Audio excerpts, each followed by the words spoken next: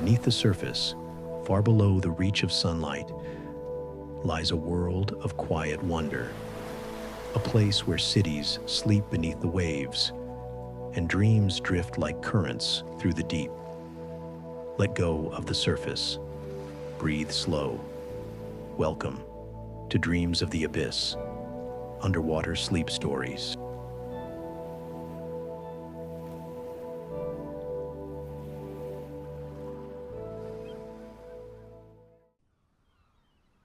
You think I exaggerate.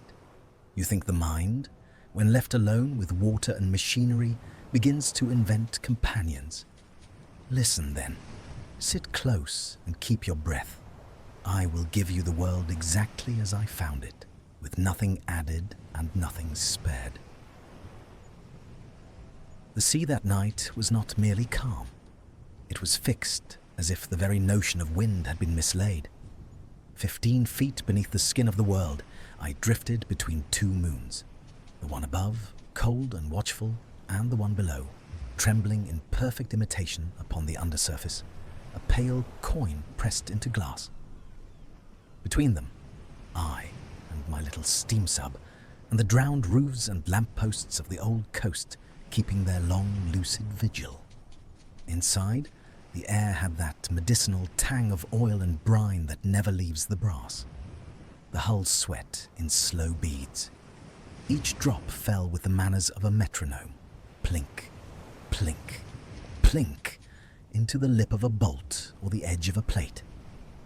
The gauges argued in whispers. The depth dial ticked as if counting sins. A pressure valve released a courteous breath, hiss, and then thought better of it. Beneath my boots, the new treads, my proud indulgence, worked like patient jaws when I asked them. Thump, murmur, clank, thump, chewing the sand with a gentle satisfaction. I could float. I could walk. I could choose. Do you hear the luxury of that? The printograph behind me purred to life on its own temper. A paper ribbon hissed. The nib scratched its delicate hieroglyphs. A mindless clerk keeping minutes of the abyss. Whir, scratch, whir. And every little sound I knew by name, by temper, by consequence. A sailor's rosary is nothing but noises learned into prayer. But outside, outside was a sanctum no prayer could enter. The moon did not simply shine, it descended. Its light came through the water not as rays, but as living columns, white silk trembling in a breathless cathedral. You could see dust. Yes, dust. The very bones of buildings gone to powder, afloat in that radiance like constellations the sea had stolen from the sky. The drowned roofs were softened by coral. A tilted street lamp wore its beard of algae like a penitent. Through a shattered attic window drifted weeds as mild as curtains in evening air. I eased the ballast. The hull sighed. The sub rose a handspan. Then I set the treads down again with a lover's caution and crept along the sand. The sensation. How to tell it true? Floating holds your heart like an uncertain promise. Crawling returns it to your ribs. The frame shivered with every bite of the track, little polite tremors that travelled up the plates and along my spine. Each contact with the bottom made the ocean's weight audible. A soft press upon the glass, the way a mother reassures a fevering child with the back of her hand. Not madness, I said aloud. You may laugh, I did. Observation. My voice felt wrong in there, too warm, too human. The metal absorbed it without gratitude. I dimmed the lamps to respect the moon. The effect was immediate and holy. The beams thickened as if relieved not to compete. They found the seabed in pure bands, and where they touched, the world clarified. Broken shingles became scales of a sleeping leviathan. A fence was a harp strung with water. A child's bicycle, half embalmed in silt, pretended to be a crown. I believed, with all the calm of sanity, that if I extended my hand into that column, I would feel texture in the light. Then the first persuasion of unease. No storm, no surge, only a tiny departure from the contract of stillness. The printergraph stuttered, whir, tick, scritch, and steadied. The valve somewhere gave a longer, less confident sigh. From the tread housings, a grit squeal no louder than a mouse. These things by themselves mean nothing. But the sea is a perfect listener. It magnifies pattern. Between the ticks and hisses and the modest rumble underfoot, I heard a cadence that was not mine. I stilled the treads. The hull counted my heartbeat back to me. Thump, thump, and in that sudden quiet, the outside brightened further, as though the moon had leaned closer to hear what I would do. Above my canopy, the undersurface gathered the night into a skin of silver. Below, the beams ran like ropes from heaven to earth. The mid-water was a chamber of drifting motes. The floor held its breath. Tap. A fingertip on glass. No, too soft, too ceremonial. I told myself it was a seed of grit born into the track, a little stone set free and given an audience with my hull. I told myself this, and at once the hull agreed. How obliging it sounded, by offering all the proof I required. Tick from the depth gauge, beep from the polite old sonar, hiss from the comfort valve, whir from the Clark's machine. Reason assembled itself like officers to a table. Tap, tap. The second and third were not louder, only nearer to the idea of deliberate. I did not breathe. The sub breathed for me. I raised my eyes to the column directly ahead, the one that stitched moon to sand in a seam perfectly straight. The drifting dust there seemed to pause, do not scoff, to listen. A roofline sharpened. The lampost's shadow wavered like a finger. I let the treads take one slow step. The sub advanced with the humility of a chapel pew being carried by mourners. The pressure moved around me, patting the glass in slow pulses. The printergraph made a note of it.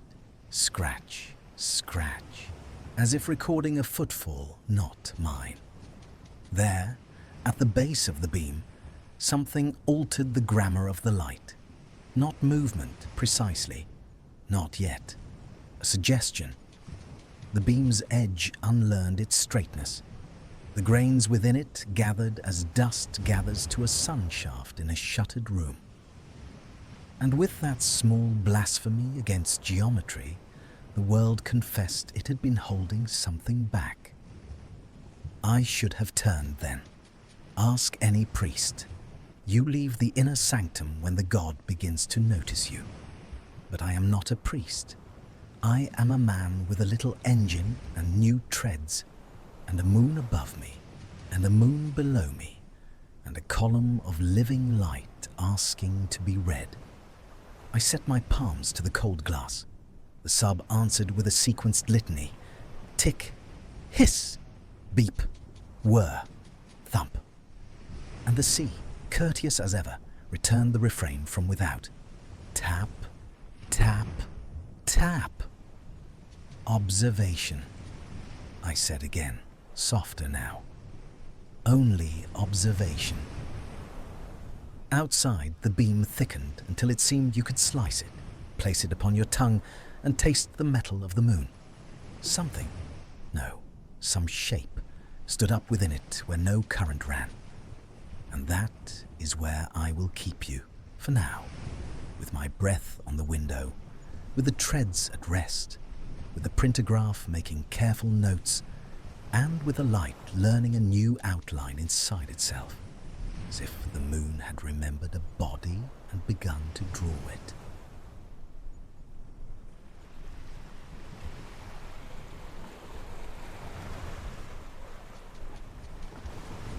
You think I imagined it, that first stirring in the light. You think perhaps the air inside my steam sub was growing thin. No. I tell you, I have known the limits of air. I have felt the dizzy edge of suffocation, and this was not it. The air was alive, thick and warm and filled with the taste of brass. The steam sub moved again on her treads. The motion was different now. Not exploration, not duty, something instinctive, animal. Each step pressed the seabed with a soft thrum and a gentle vibration that pulsed through my soles into my knees. The sound of the treads was rhythm itself, steady, deliberate, like a heart trying to convince itself of calm. Yet every turn of the wheel pulled me closer to the beam, that column of trembling silver that stitched heaven to the ruins. Inside, the world reduced to temperature and breath. Steam coiled from the valves, hissing softly. A condensation drop gathered above me and fell with perfect timing into the brass bowl below. Plink. The printograph muttered again. Whir. Scratch. Tick, tick, tick, recording whatever secret the water carried. Its tone was different, rushed, irregular, like a hand scribbling in panic. I leaned closer to the viewport. My face met its reflection. It did not look like mine. The light had bleached the color from me. I appeared silvered, half ghost, half man. Beyond that glass, the moonbeams swayed, split, folded upon itself. What had been clarity now writhed like breath through smoke. And then the dust began to rise. It did not rise as dust does. It rose in order, slow spirals. The motes climbed each other, forming veins, spines, faint curves. I felt my chest tighten. Sweat prickled beneath my shirt. My pulse, once easy, had turned traitor. Each beat struck hard against bone. The air seemed heavier, pressing against me the way the sea pressed against the hull. My hands, though steady on the levers, were slick. I wiped them on my trousers and found the fabric damp. The steam sub's lamps flickered. The light outside responded, flaring brighter in sympathy. My breath fogged the glass, and I wiped it away too quickly, leaving streaks. The treads struck a small ridge. Thump, thump, and I gasped, not from shock, but from the way the sound echoed through the walls. The sea answered it, a deep vibration, a low hum that did not belong to the machine. It moved through the sand beneath, a tremor so faint I might have called it memory. Then came motion, unmistakable motion. The silt at the edge of the beam lifted in soft clouds. Within them, lines converged into forms, too symmetrical for chance. A torso, perhaps, a suggestion of shoulders. The beam flexed, widened, like a pupil dilating in darkness. I tasted salt on my tongue, though I hadn't swallowed seawater. My heartbeat was now the metronome of the steam sub, every pulse answered by a hiss from the valves, a twitch from the gauges. My lungs demanded a breath and received only warmth. Another figure, then another. Rising slowly, swaying, fragile as smoke, but deliberate as will. The light wrapped them lovingly, tracing each movement as though proud of its creation.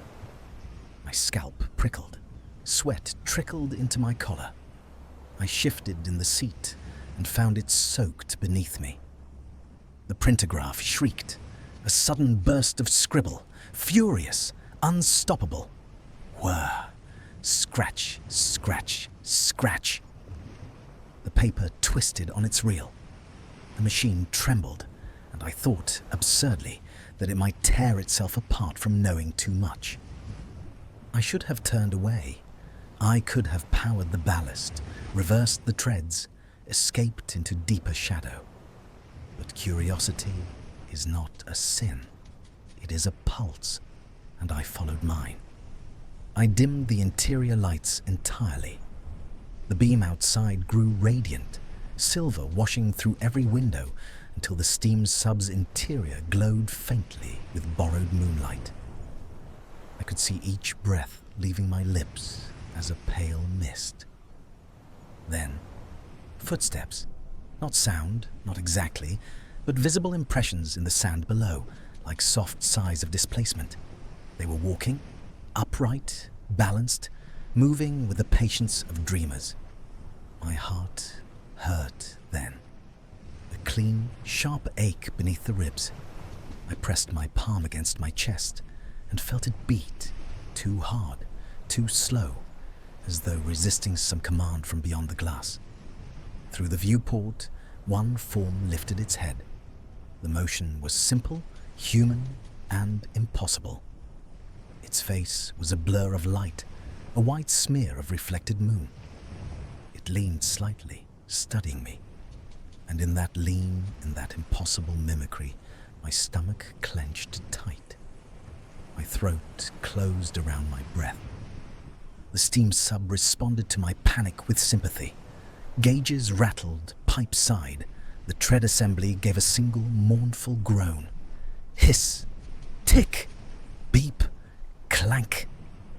The sounds felt synchronized, like the vessel itself was breathing faster beside me. Another figure followed, drifting closer, movements soft as weeds. They gathered near the base of the beam, turning slowly toward my window, their heads moving not in unison, but in conversation. The light shimmered across their outlines, revealing hints of form. Arms, ribs, something like hair. Their substance was moonlight mixed with silt, fragile and precise. I tried to swallow. The air thickened instead. My neck dampened with sweat. A bead crawled down the side of my face and hung at my jaw before falling.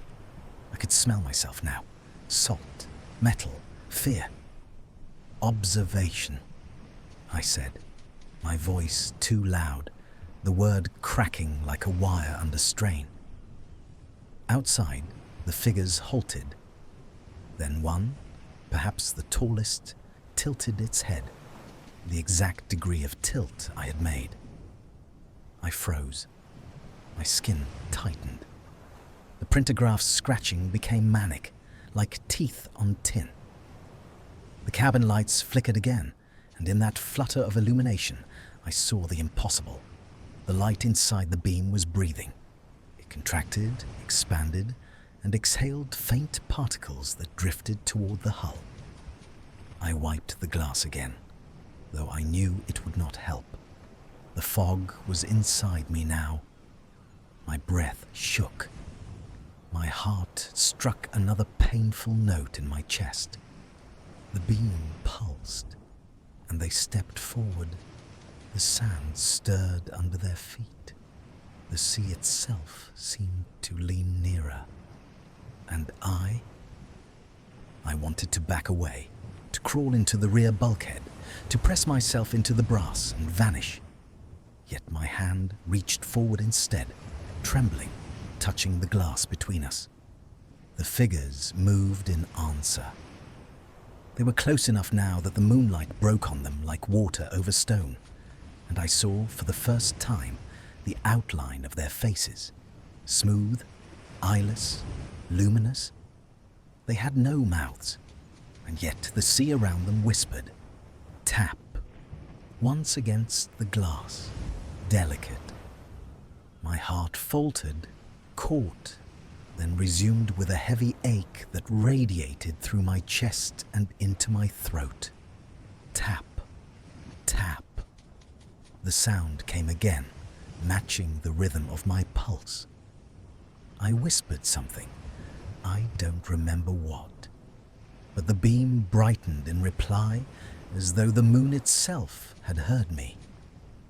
The steam sub's treads shifted of their own accord, sliding forward an inch, obedient to a command I had not given. The hull shuddered in anticipation. Outside, the shapes turned toward me, and for the first time, I felt that what had been beautiful was now awake.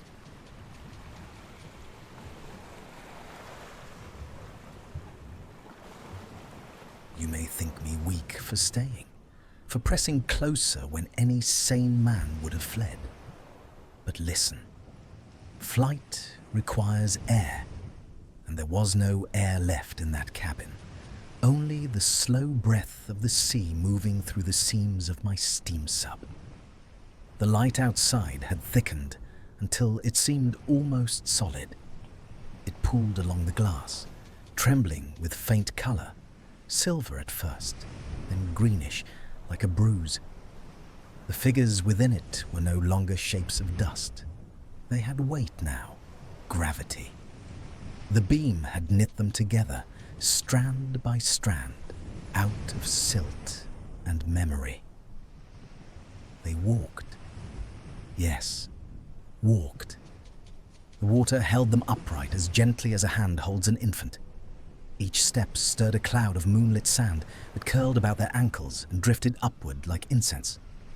Their flesh shimmered beneath that dusting, pale, ruined, water-soft. It came away from the bone in small translucent flakes that turned in the light like ash. I could not look away.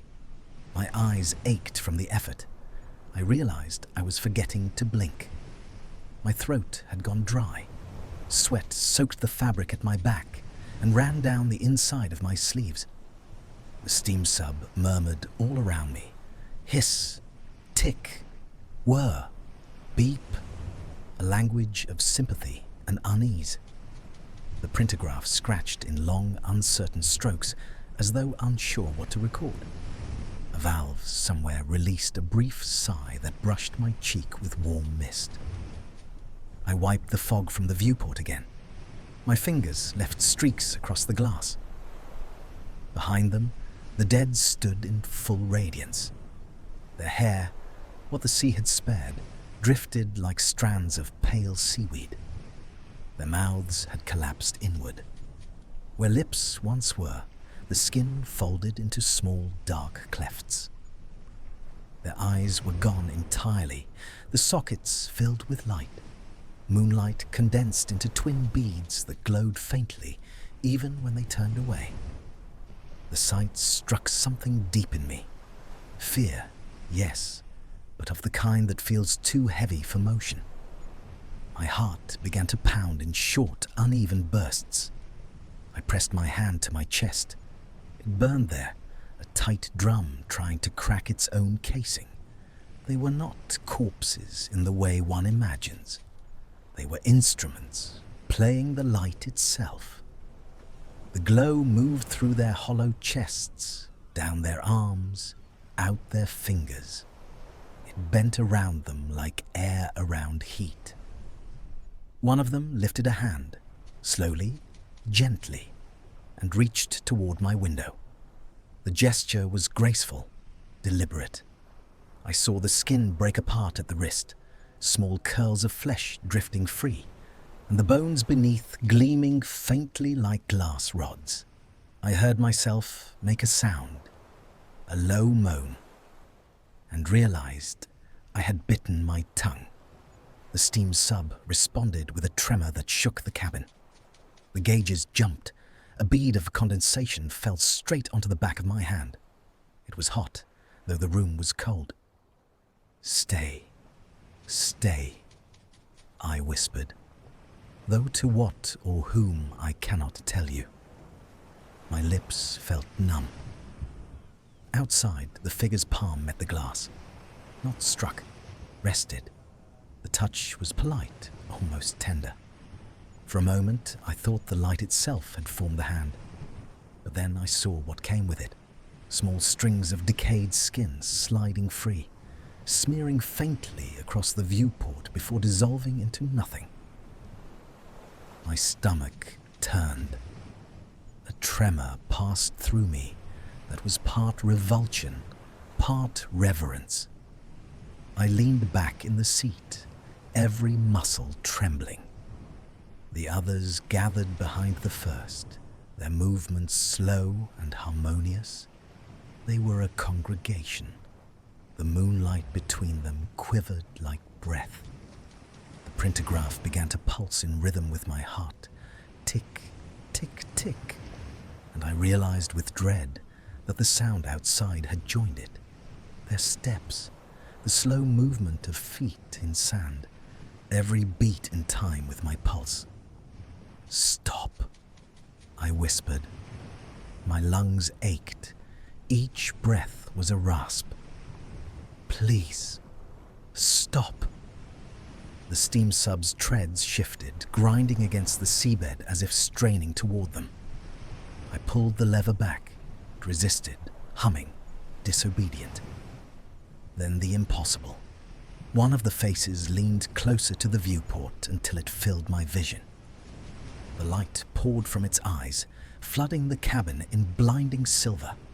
I saw every crack in the glass illuminated, every bead of moisture shining like a star. The sockets were empty, yet aware. I swear to you, awareness lived there. The creature's jaw trembled. The remaining skin tore in small, deliberate pieces. From the cavity of its throat escaped a string of bubbles. 3, 4, rising slowly, bursting into silence above. The sound they made was thin, almost polite. Tap. A finger touched the glass again, just below my own. The point of contact glowed white, so bright it burned through my closed eyelids. My chest seized. The pain flared beneath my sternum, spreading outward until my arms shook. I tasted blood. My hands clenched on the arms of the chair. The warmth dripping from my palms could have been sweat or something deeper. And still, I could not look away. The moonlight rippled between us like breath shared through glass. The face tilted. The hollow eyes brightened. The skin peeled away from its skull in shreds that floated upward, luminous, dissolving before they reached the surface. Behind it, the others began to move again, walking, swaying, the fragments of their decay trailing behind them in ribbons of light.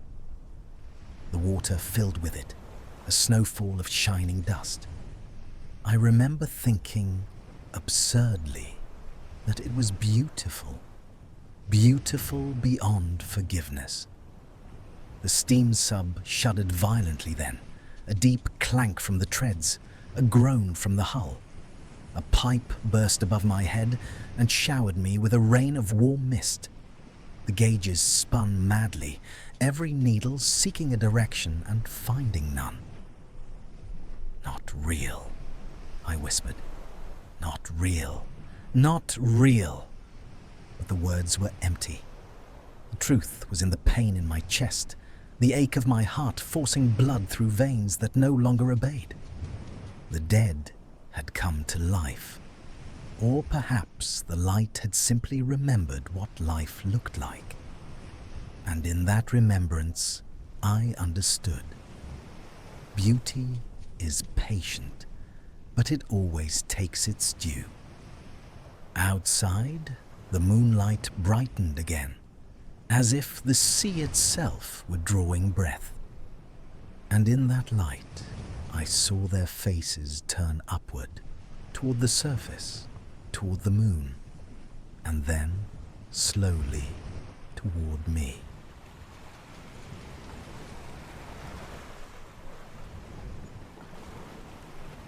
Do you hear it now? No. Listen. Listen. It isn't in the water. It isn't in the valves. It's in the rhythm. Tick, thrum, tap. Every sound inside my steam sub has found its place within a pattern, each answering the other like echoes in a cathedral.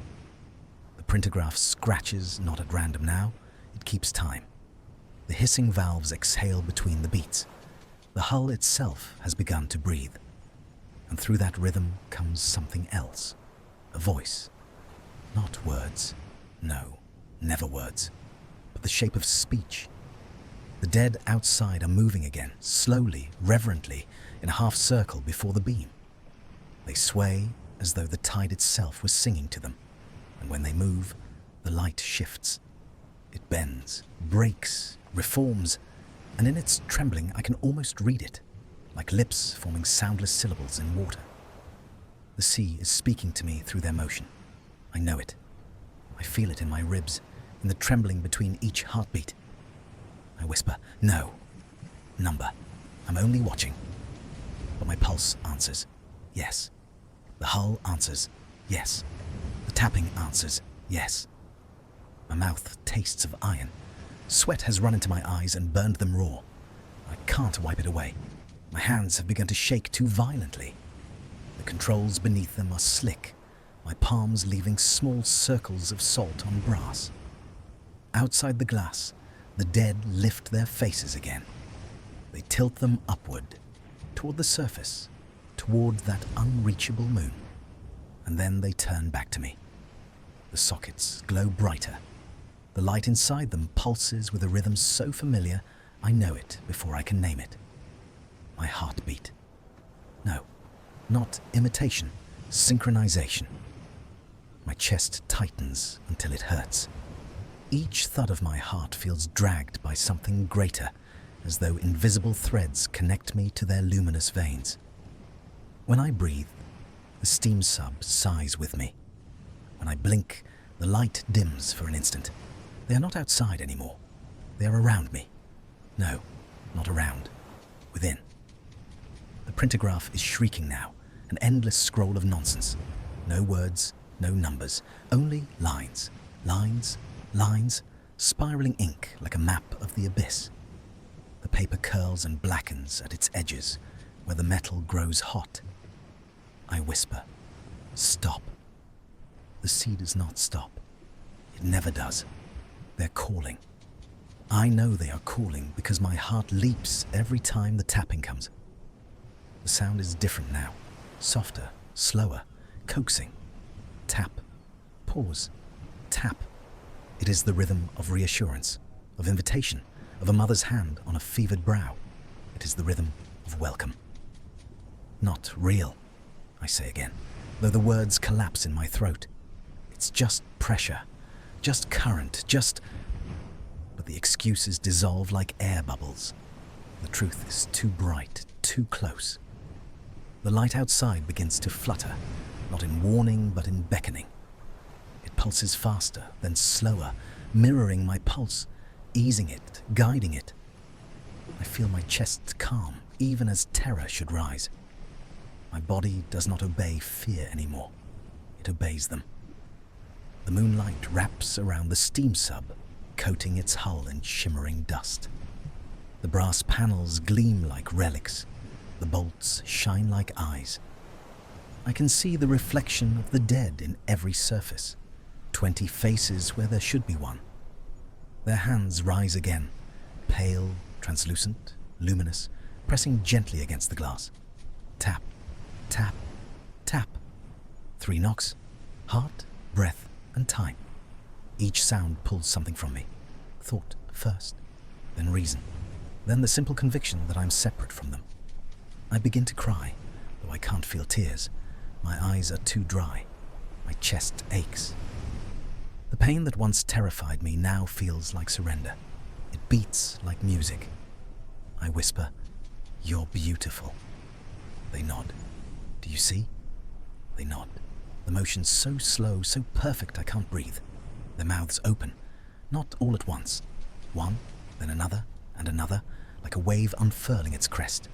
No words, no sound, only the movement, the shape of song. My breath catches. My pulse quickens. I begin to repeat it back to them without realizing I'm speaking. Yes, yes, yes. My voice shakes with each syllable, a prayer and an apology all at once. I can't tell if I'm cold or burning. The walls of the steam sub have begun to sweat. Thin rivulets slide down the rivets and onto my knees. I place my palm flat against the glass. The light burns through it. The heat feels holy. The tapping stops.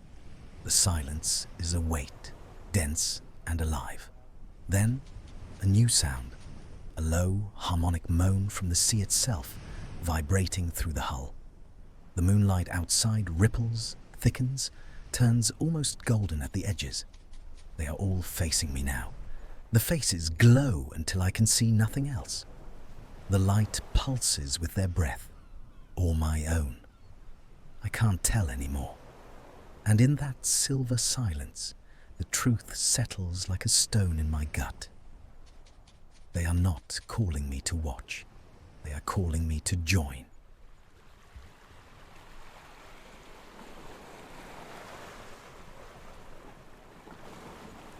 The light outside was screaming now, not with sound, but with pressure, pulsing through the walls, shaking the bolts like knuckles against a coffin lid.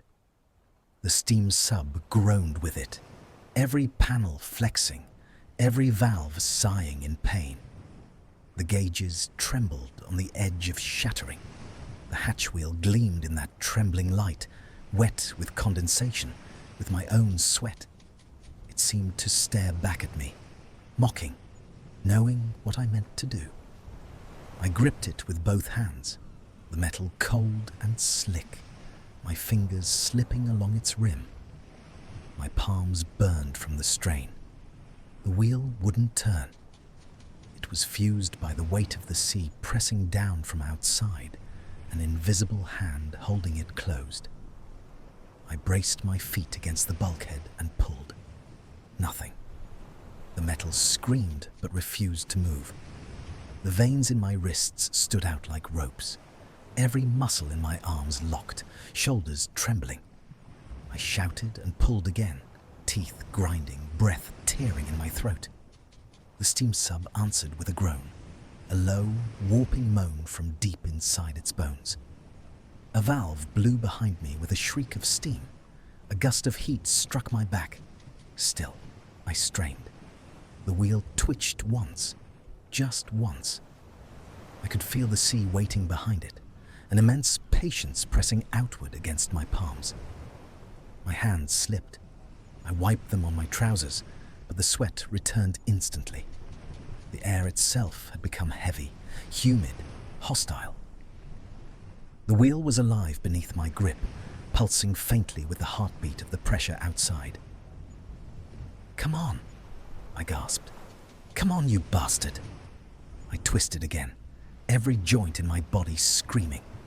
My right shoulder gave a small pop, but the wheel moved, barely, half an inch, then stopped. I adjusted my stance, planted my heel, and shoved with all I had. The noise that came from it was not mechanical. It was animal.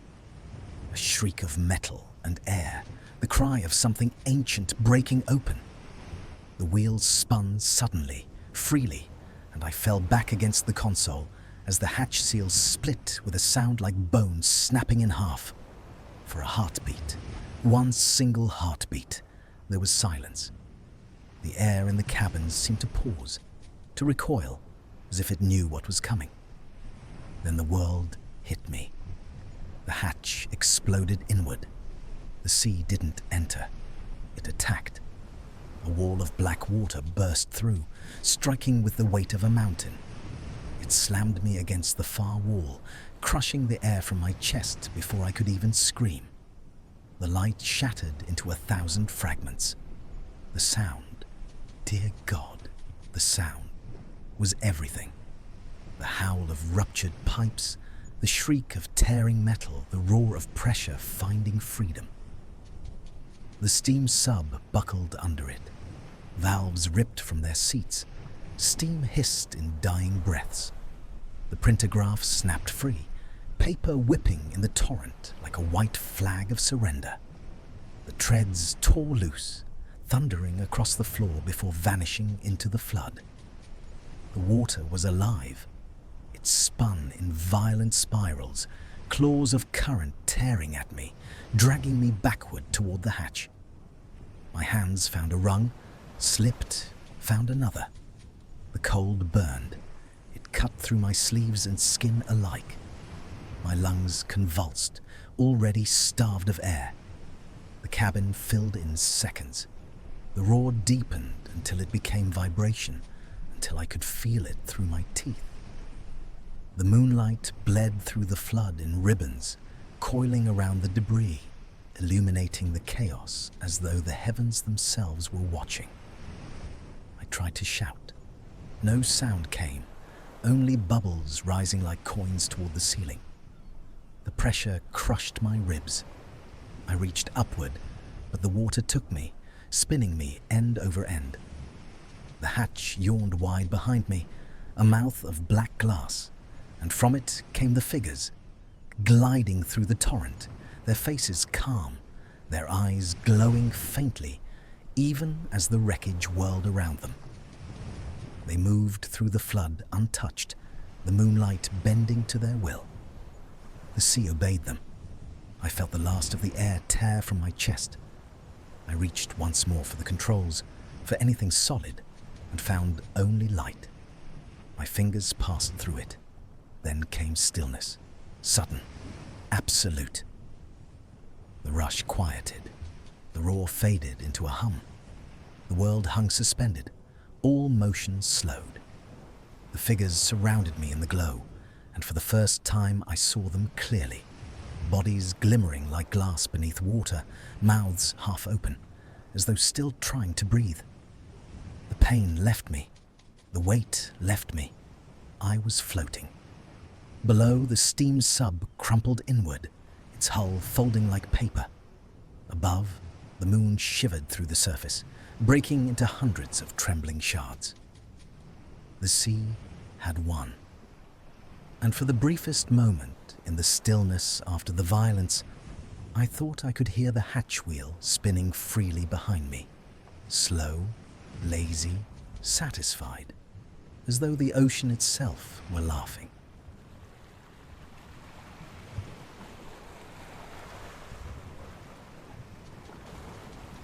You have just listened to The Moonlight Dead, a story of light and drowning, of beauty that would not let go.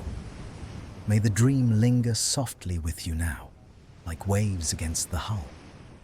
May the sound of the water calm your thoughts, not haunt them. And if the moon finds you in your sleep tonight, may it shine gently and keep its distance. Rest now, dreamer. The sea is quiet again.